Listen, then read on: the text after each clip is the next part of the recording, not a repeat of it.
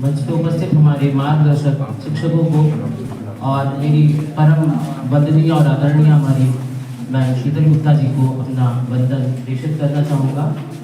आप लोगों के कारण, आप लोगों के माध्यम से हमने जान पाया है कि विधि का मतलब क्या होता है।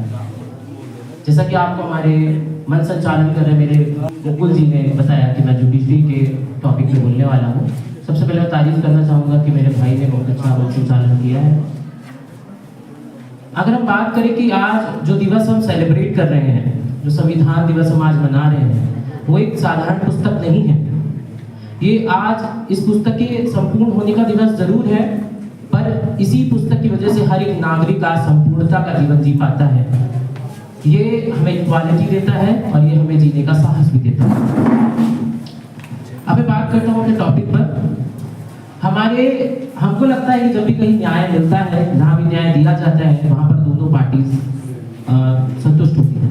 परंतु ये बात कहीं ना कहीं झूठी है। एक पार्टी हमेशा संतुष्ट होती है और दूसरी पार्टी हमेशा असंतुष्ट होती है। पिछली बार भी जब मैं आया था तो मैंने एक उदाहरण दिया था कि आपके सम्मुख टंगे हुए दो महापुरुषों के जो चित्र हैं, डॉक्टर भीमराव राम अम्बेडकर जी और महात्मा गांधी जी, इन दोनों की विचारधाराएं अपने आप में बहुत अलग है और बहुत ही ब्रॉड है। ये दोनों ही निसंदेह महान है, पर इनकी विचारधाराएं अपने आप में कभी मेल नहीं खा पाई। परंतु न्यायपालिका के सामने अगर ये मसला जाता है, दो अलग अलग पार्टीज का परसेप्शन जाता है, तो न्यायपालिका का काम होता है कि वो दोनों को सुनकर उसकी सही बात को निर्णित करे। मैं अपने टॉपिक की तरफ आता हूँ। अभी भी कहीं झगड़ा हो जाता है तो अगला बंदा यही कहता है कि मैं तुझे कोर्ट में देख लूंगा। मतलब हमारा जो देश है, जो हमारी डेमोक्रेसी है, वो कहीं ना कहीं स्टेबल होती है हमारी जुडिशरी के ऊपर। जब कहीं किसी गरीब के दामन को कोई दुशासन पकड़ लेता है, तो एक कृष्ण रूपी उम्मीद जो है वो न्यायपालिका है।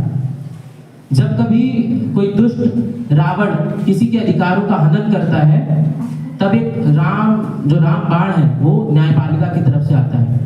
मतलब जब किसी गरीब के पसीने का अपमान होता है तो न्यायपालिका का रोल अहम हो जाता है।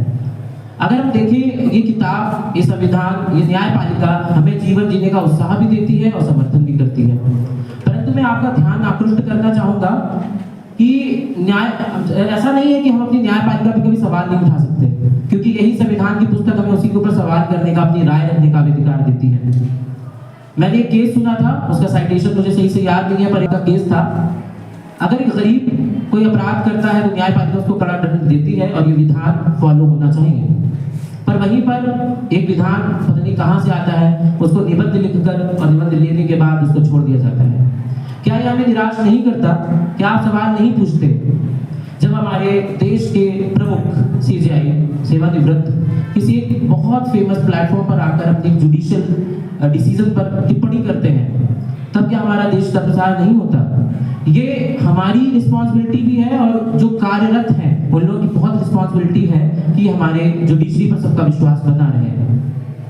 मैं अपनी बहनों से, अपनी मातृशक्ति से भी एक बात कहना चाहूंगा कि मेरी 30 वर्ष की उम्र है और मैंने विभिन्न धर्मों की किताबों को पढ़ा है, जहां मैंने देखा है कि प्रत्येक धर्म में, मैं किसी को भी इंगित नहीं करता, पर प्रत्येक धर्म में जो अधिकार आपको नहीं मिला, जो स्टेटस आपको नहीं मिला, जो अधिकार, जो सम्मान आपको नहीं मिला, वो हमारे संविधान की पुस्तक ने आपको दिलाया है।